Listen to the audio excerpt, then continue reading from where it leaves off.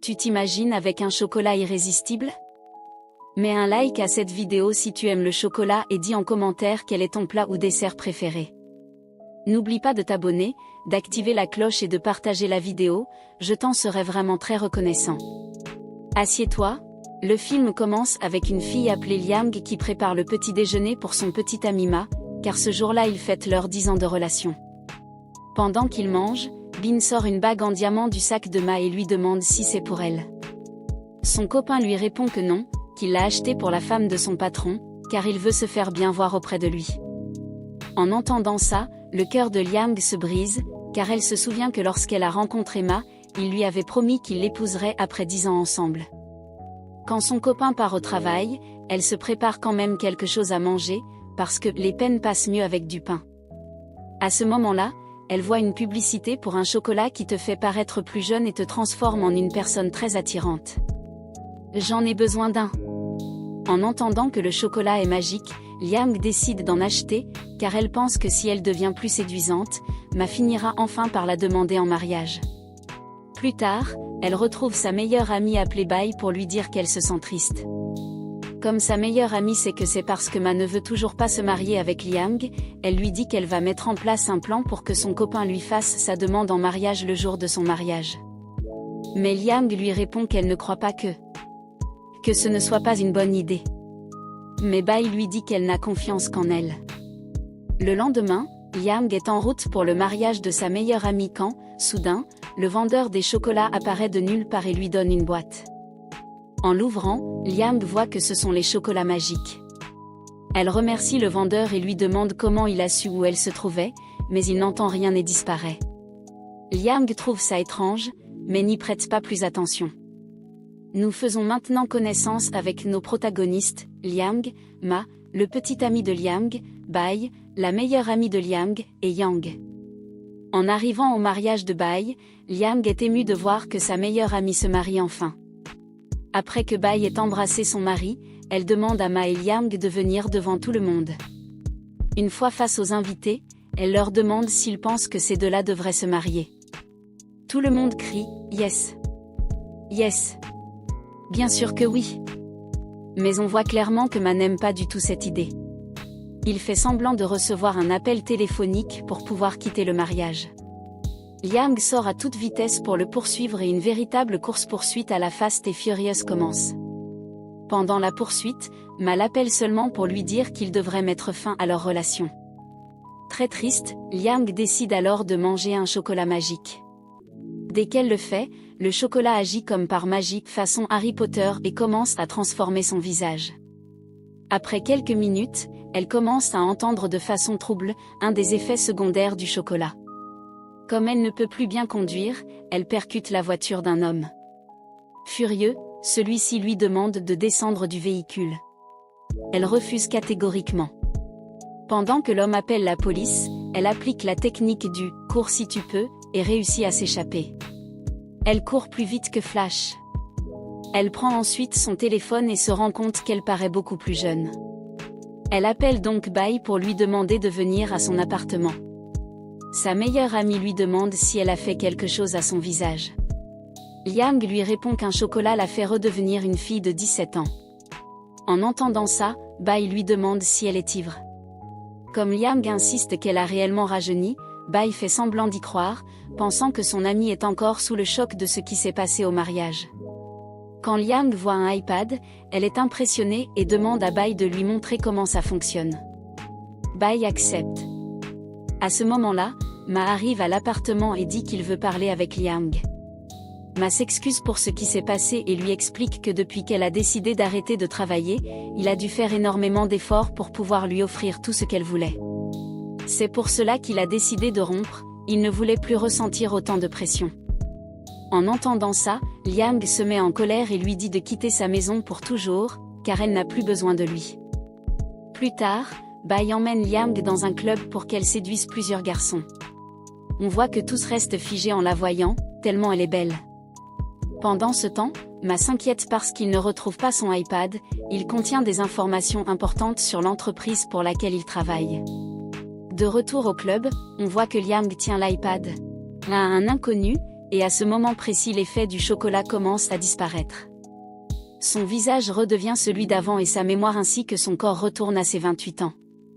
Apparemment, le chocolat ne change pas seulement l'apparence physique, mais fait aussi revenir la mémoire de la personne à ses 17 ans. En voyant qu'elle est en train de vomir, Jean vient l'aider et lui demande pourquoi elle l'a emmenée au club. En entendant cela, Bai est très heureuse et lui dit qu'elle est enfin redevenue normale, car elle se comportait comme une adolescente. Mais en voyant que son visage a changé en quelques secondes, Bai dit qu'elle ne comprend pas comment c'est possible. Jean reçoit alors un appel de Ma, qui lui demande si elle sait où se trouve son iPad. Elle répond que oui, mais quand elle va le sortir de son sac, elle se rend compte qu'elle ne l'a plus. Elle raccroche et dit à Bai qu'elles ont un gros problème, la version de 17 ans a perdu l'iPad.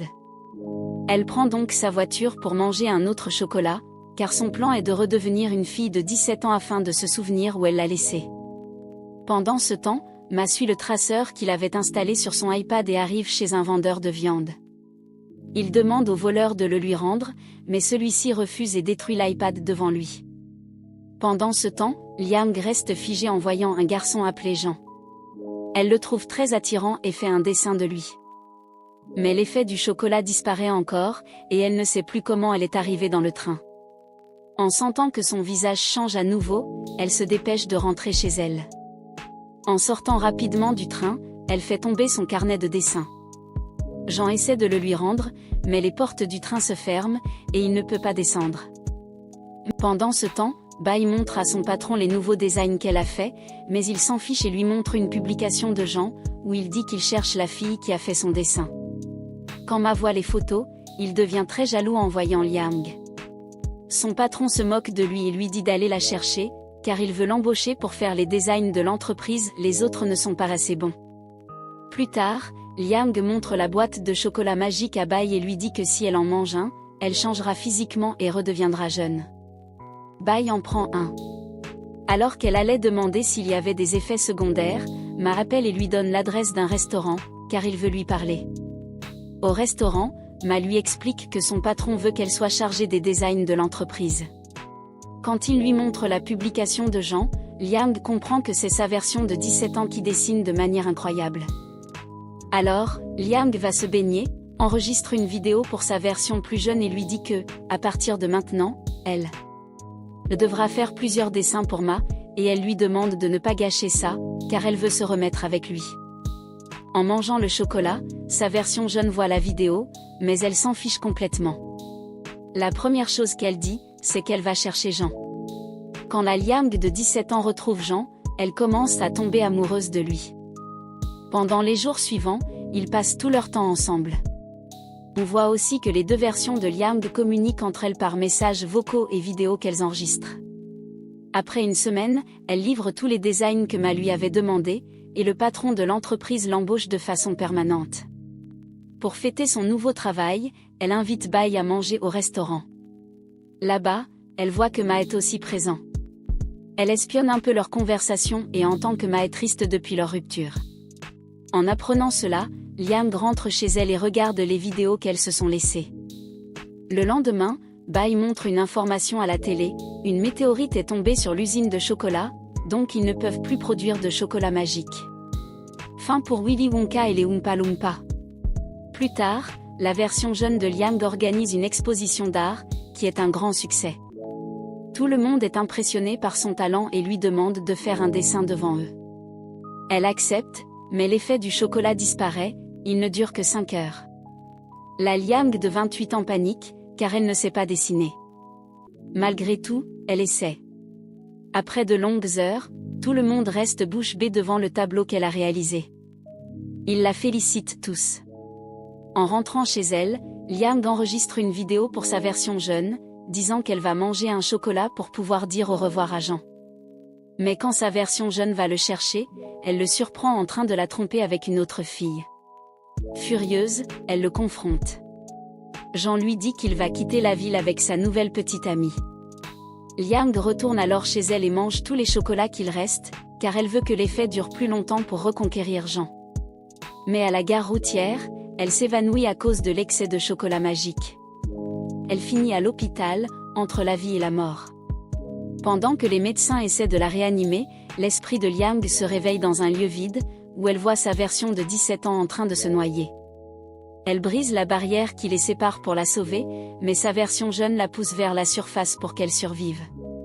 Quand Liang se réveille, elle pleure, car sa version jeune va lui manquer. Quelques semaines plus tard, on voit Ma courir dans la rue, les fesses à l'air. Car c'était sa façon de demander pardon à Liang pour l'avoir quitté. Quand Liang lit la pancarte qu'il tient dans les mains, elle se met à rire et lui crie depuis la fenêtre qu'elle accepte de se marier avec lui. Et c'est ainsi que se termine ce film. J'espère que la vidéo t'a plu.